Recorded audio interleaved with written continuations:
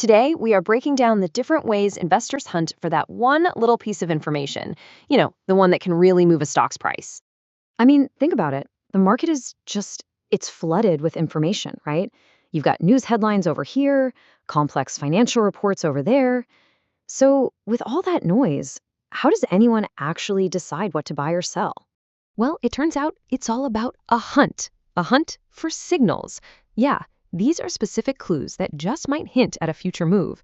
Think of them like breadcrumbs, the kind that could lead you to a really interesting investment idea. All right, so here's how we're going to tackle this. We're going to hunt for signals, starting with what's happening on places like Reddit. Then we'll check out the pro analyst playbook, see what the big corporate moves are telling us, and even dive into the value investor's mindset. Finally, we'll try to make sense of it all. Okay, let's kick things off. Our first stop on this hunt takes us right into the world of retail investors. We're talking about places like the popular Reddit forum r/short squeeze. And this is where you can really see the power of the crowd in action. And a lot of times it starts just like this, with a single post. Someone says, "Hey, very rarely do I make a post, but this is significant." And here, a Reddit user is making a case for the furniture company Lovesac, that's ticker symbol LOVE, arguing that it is a perfect candidate for what's known as a short squeeze. So what in the world is a short squeeze? Well, for anyone who's not familiar, it's basically a trap. It's a trap for investors who bet a stock's price would go down. See, if the price starts to rise unexpectedly, they get squeezed. They're forced to buy back the stock to cut their losses, and all that buying just pours gasoline on the fire, pushing the price up even higher, even faster. Now, what's really interesting here is that this isn't just some gut feeling. Nope. The person who posted this is using cold, hard data to back up their theory. And they're pointing to two key ingredients. First, a really high short interest, which just means a ton of people are betting against the stock. And second, an extremely high days to cover ratio. And that brings us to the magic number 19.2. This is the crucial part of the whole thesis.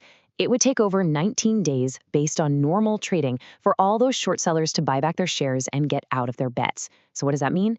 It means any little piece of good news, say a great earnings report, could trigger an absolute feeding frenzy. You'd have all those short sellers rushing for the exit at the same time, potentially causing this massive, sustained price spike. That is the signal they're hunting for. Okay, so we've seen the passionate crowdsourced thesis from Reddit. Now let's do a complete 180. We're going to pivot to a totally different universe, the professional analyst's playbook. Here, it's way less about sentiment and all about highly structured, data-driven decisions. And this trade setup for Amazon, it's a perfect example. This isn't some broad, "I think this stock is good" idea. No, this is a detailed battle plan. It lays out the exact price levels for getting into the trade, an escape hatch for cutting your losses if things go south, and specific targets for taking profit if it works out. You see the difference, right?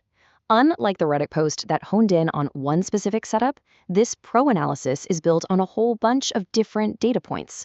We're talking about things like key support and resistance levels on the price chart.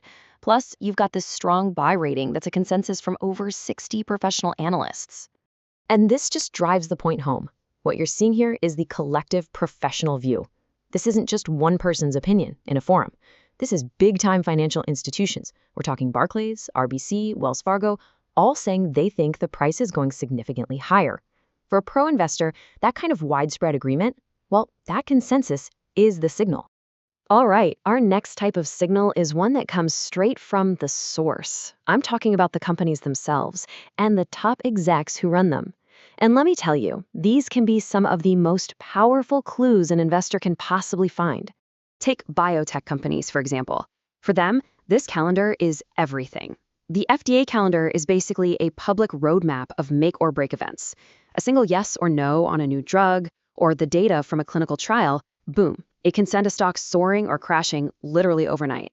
You can bet investors watch these dates like hawks. And then there's M&A activity, mergers and acquisitions. That's another huge corporate signal. When one company makes a move to buy another one, like we see here with Sealed Air, it's basically a public announcement. They're telling the whole world, hey, we see some serious value in this business, and usually it's a lot more value than the current stock price is showing. And of course, you've got the classic signal, watching what the top dogs do with their own money. But there's always a twist, isn't there? On one hand, you have a Salesforce director plopping down $500,000 to buy stock while the price is dropping. That screams confidence, right? But then you look at Broadcom and you see executives selling millions. But it's not what you think. The filings show it was just an automatic sale to cover taxes. It just goes to show you with insider moves, context is absolutely everything. Okay, so far we've been looking at signals that are tied to specific events or chart patterns. But this next approach, it's a totally different beast. Instead of hunting for quick, short-term moves, these investors are on more of a long safari. They're looking for something else entirely, long-term, fundamental value. And a perfect example of this comes from a Motley Fool analysis of the chipmaker Micron Technology. Look at this chart. This is the signal. It shows that Micron stock is trading at a way, way lower valuation, a forward PE of just 11 compared to its big name peers like Nvidia and AMD. So the big question is why? What's going on here? And this is where the value thesis comes in. The core argument is that the market is just plain wrong about Micron. The idea is that the demand for its memory chips, thanks to this whole AI boom, is going to be massive and it's going to last. So the signal, the thing the value investor sees, is this huge disconnect between a low price today and what could be absolutely enormous growth tomorrow. Okay, so we've looked at all these different approaches, right? From Reddit threads all the way to Wall Street reports. So what's the big takeaway here? How do you even begin to decode all this noise? Well, we've basically seen that investors are hunting for signals in four main territories. You've got the crowd signal, which is all about collective sentiment. The analyst signal, that's pure data and professional ratings. Then there's the corporate signal, which comes from official events and insider moves. And finally, the value signal, which is that long-term hunt for a bargain. So you've got all these different signals, and each one tells a completely different story, right? It appeals to a different kind of investor. And understanding them, well, that's the first step for sure. But the real challenge, that's deciding which ones to listen to. In a world just flooded with information, the biggest question is, which signals do you trust?